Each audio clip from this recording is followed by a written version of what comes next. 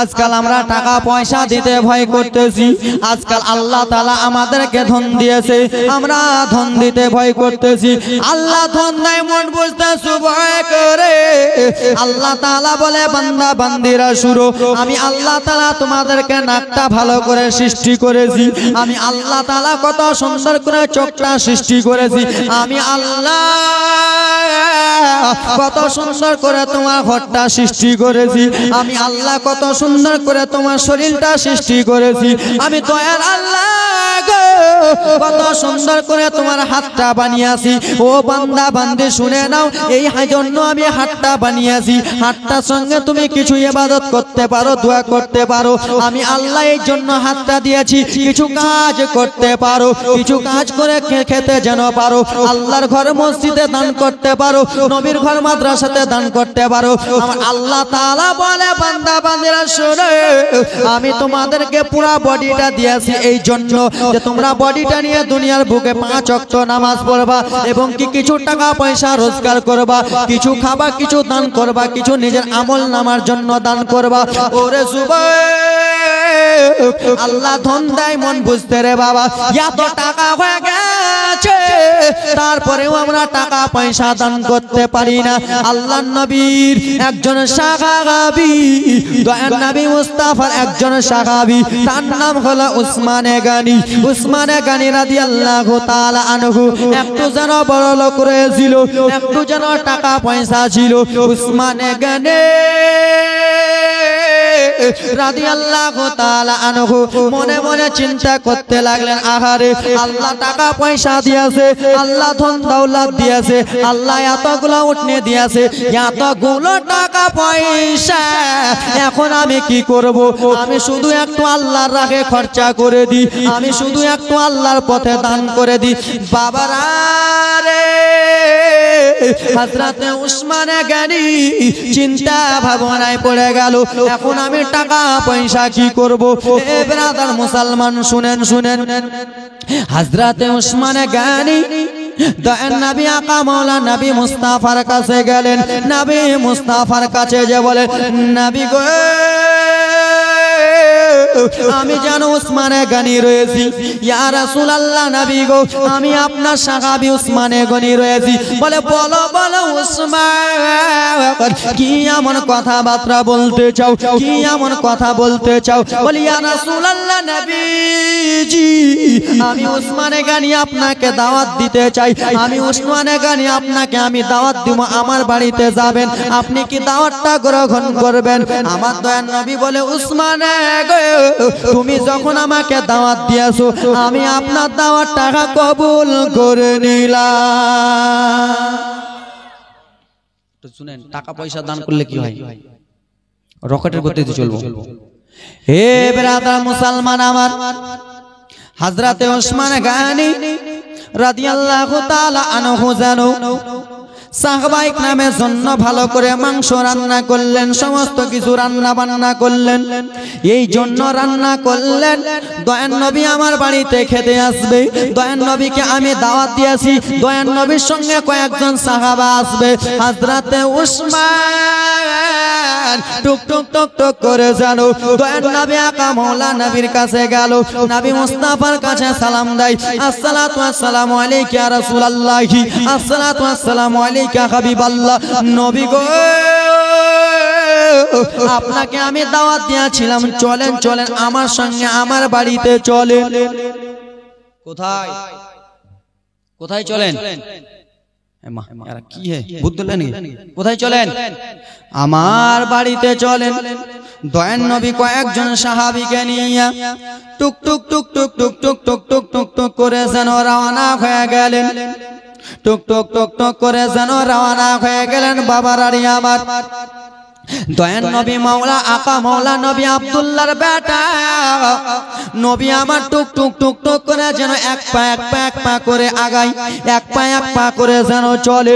হযরতে উসমানে গানি দয়ার নবীর পিছনে পিছন যেন হাঁটতেছে রে বাবা।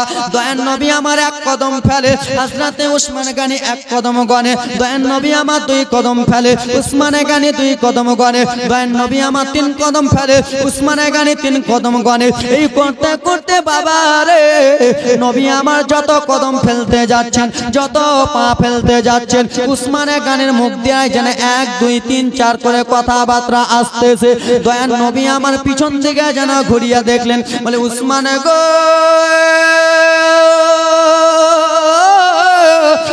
উসমানে বলো কি যেন মুখ থেকে তোমার শোনা যায়, কি যেন তোমার মুখ থেকে বার হয়। বলি ইয়া রাসূলুল্লাহ নবী গো আপনি যত কদম হাঁটতেছেন তত কদমগুলো আমি যেন গুনতেছি। বলে উসমান কিসের জন্য গুনতেছেন? বলি ইয়া রাসূলুল্লাহ নবীজি আপনি দয়ার নবী যত কদম হেঁটে আমার বাড়িতে যাবে আমি উসমান এক এক কদমের আমি একটা একটা করে গোলাম আজাদ করে দেব। জোরে বলুন। উসমানে গানি একটা একটা একটা করে গোলাম আজাদ করে দেবেন। দয়ার নবী আমার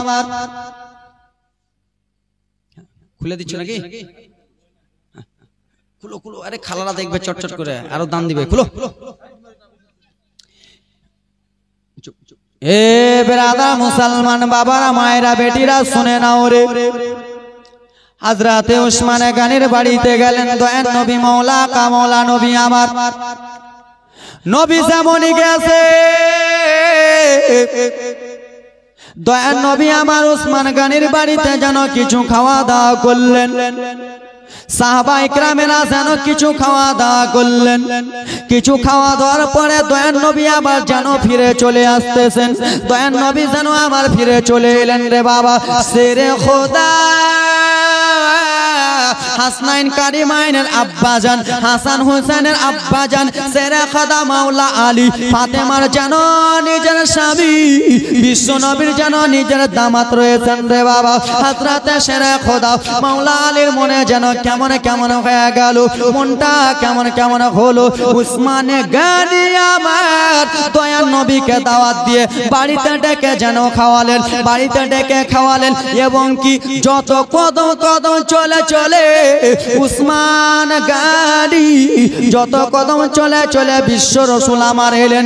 এক এক কদমের বদলে উসমান যেন একটা একটা গোলাম যেন আজাদ করে দিয়েছেন আল্লাহর কাছে। উসমান আল্লাহর কাছে জানো ব্রাদার মুসলমান আমার হযরতে মাওলা আলী দোয়া করে বলে আল্লাহ গো ও রব্বুল আলামিন পাক পরওয়ারদিগারে আলাম আমি এমন কখন দয়ার নবীকে পাবো আমার বাড়িতে এসে নিমন্ত্রণ দেব, আমার বাড়িতে এসে আমি দাওয়াত দিব।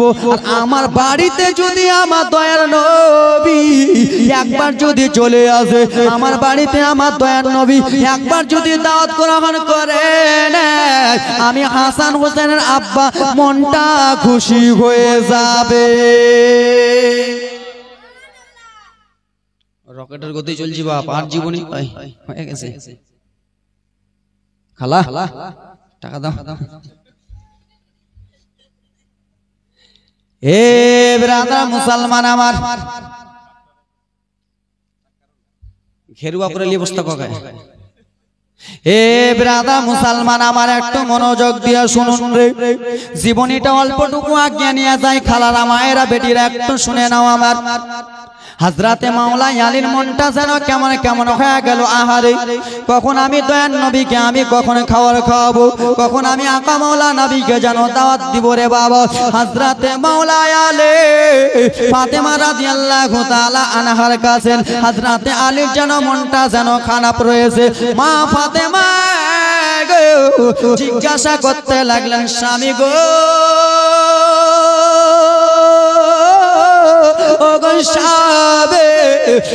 আমার মাথার তাজ বলুন বলুন আপনার মনটা কিসের জন্য খারাপ, আপনার মনটা কিসের জন্য নরম নরম ভাব স্বামী গো আপনি যেন একটু বলে দেন। হযরতে মাওলা আলী বলে দিলেন বিবি গো এই জন্য আমার মনটা খারাপ রয়েছে। বলে কিসের জন্য বলুন বলুন স্বামী। বলে ও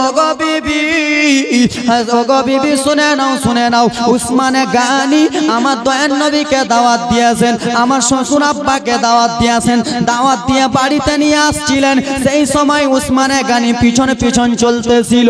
দয়ার নবী আমার জয় কদম হাঁটে, জয়ের নবী আমার জয় কদম পাটা চলে। হযরতে উসমান নবী মুস্তাফার এক এক কদমের বিনিময়ে যেন একটা একটা করে গোলাম আজাদ করে দিয়েছে। বিবি আমার মনটা চাই, বিবি আমি দয়ার নবীকে একবার দাওয়াত করব। আমার মনটা চাই দয়ার নবীকে একবার আমার বাড়িতে আনবো। আমি যদি বাড়িতে আনতে পারি আমার মনটা ঠান্ডা হয়ে যাবে। কিন্তু মা খালারা শুনে নাও রে বেটিরা, তোমাদেরই মতনই একজন জান্নাতের সর্দার নেই, তোমাদেরই মতো একজন জান্নাতের সর্দার। মা বোনদের জান্নাতের সর্দারকে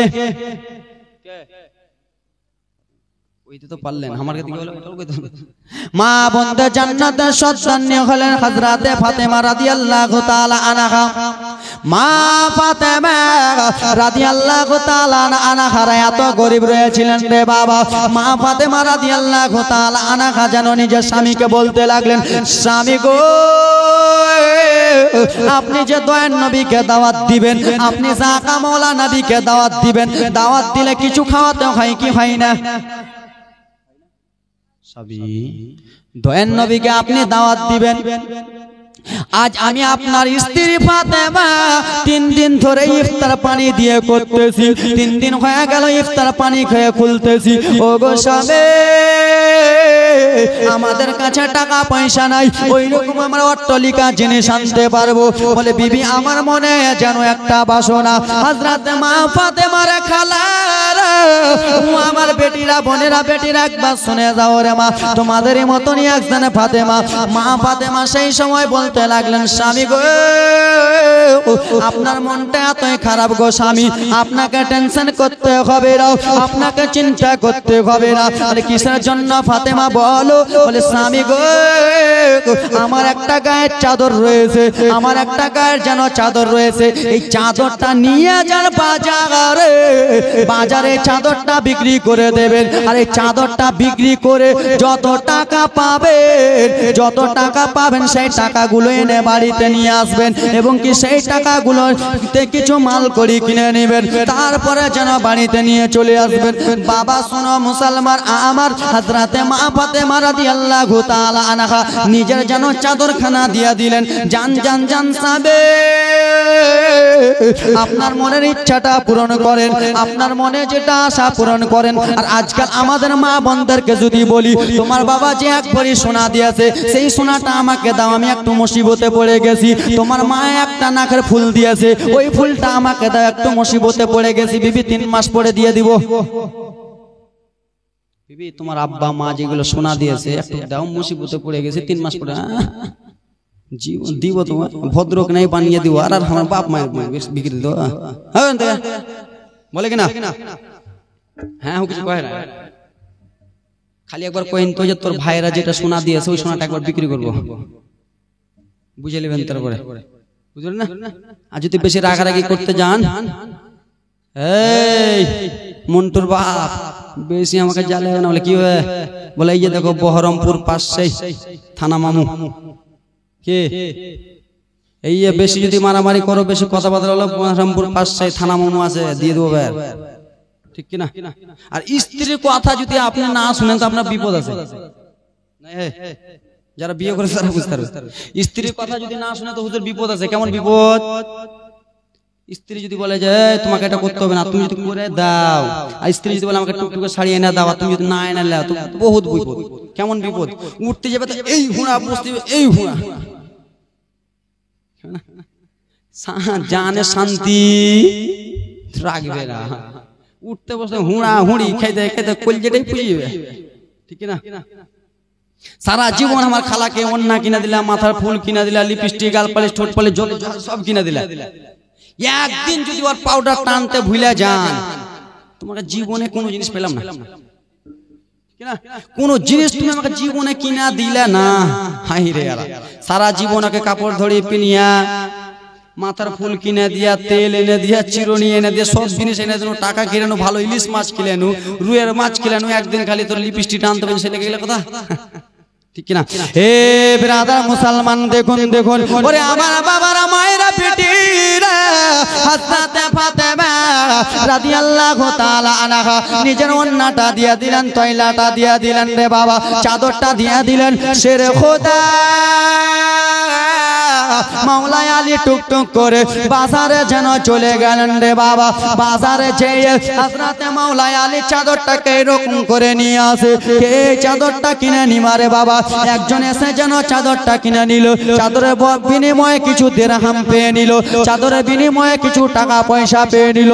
টাকা পয়সা পেয়ে নিয়ে হযরতে মাওলাই আলী চিন্তা করতে লাগলো, আহারে আমি বাড়ির জন্য কিছু কিনে নি, কেন যে আমার বিশ্ব রাসূলকে দাওয়াত দিতে হবে, হাসান হুসেনের নানাকে দাওয়াত দিতে হবে, আম্মা ফাতেমার আব্বাকে দাওয়াত দিতে হবে। এ ব্রাদার মুসলমান আমার শোনো, এই কথাবার্তা চলতে চলতে বাবারা রে আমার কিছুটা যেন সেব কিনে নিলেন, কিছুটা ফল মাকড় কিনে নিয়ে বাড়ির পথে আসবে গো। মা ফাতেমা 3 দিন থেকে যেন রোজা রেখেছে, পানি খেয়ে খেয়ে যেন ইফতার করে, পানি খেয়ে খেয়ে যেন রোজা খুলে। বাবা দান করলে কি হয়ে যায় দেখো দেখো, ওরে আমার যুবকেরা রে, বাড়িতে অট্টালিকার টাকা পয়সা রেখেছি, কিন্তু আমরা নবী মুস্তাফার ঘর মাদ্রাসাতে দান করি না। এইদিকে মাওলাই আলী টুক টুক টুক টুক করে রওনা হয়ে গেলেন। আলী আসতেছে, একটা ফকির বাবা যেন যাইতেছে রে বাবা, আলীর কাছে কিছু খাওয়ার। ফকির বাবা ডেকে বলে, ও শুনো শুনে গো, ও গো নাও শুনে নাও শুনে নাও। বলে কি হয়েছে বলো বলো। বলে ও গো আলী, আমি আজ 7 দিন থেকে ভুকা রয়েছি, আজ আমি 7 দিন থেকে কিছু খাই নাই। আপনার কাছে যদি কিছু খাওয়ার থাকে আমাকে একটু খাওয়ার গুলো দিয়ে দেন, তাহলে আমি নিজের খিদাত্ত তো মিটাবো। হযরতে মাওলাই আলী চিন্তা ভাবনায় পড়ে গেল। বাড়িতে আসেন আমার ফাতেমা না খেয়ে, কিন্তু এখানে তো ফকির ছটফট ছটফট করতেছে, আমি ফকিরকে দিয়ে দিই, আমি যেন ফকিরকে দিয়ে দিই। যেমনই ফকির বাবাকে দিয়েছে আল্লাহর অর্ডার, সে কোনো ফকির বাবা ছিল না রে বাবা, আল্লাহর অর্ডার হয়ে গেল।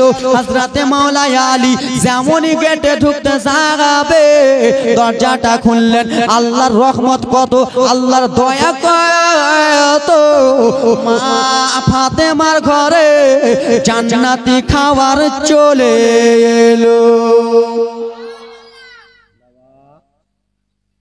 ওরকম বাবারা মায়েরা বেটিরা, টাকা পয়সা দান করলে কমে কমে হে বাড়ে, টাকা পয়সা দান করলে কমে না। মা খালা টাকা পয়সা দান করলে কমে না বেটিরা, টাকা পয়সা বাড়ে। মা ফাতেমা রাদিয়াল্লাহু তাআলা আনহা সব সময় শুধু আল্লাহর কাছে দোয়া করতে থাকেন রে বাবা, সব সময় শুধু আল্লাহর কাছে দোয়া করেন। ওরে যুবকেরা বাবারা বেরাদার মুসলমান আমার, কাউরি মা মারা গেছে, কাউরি বাবা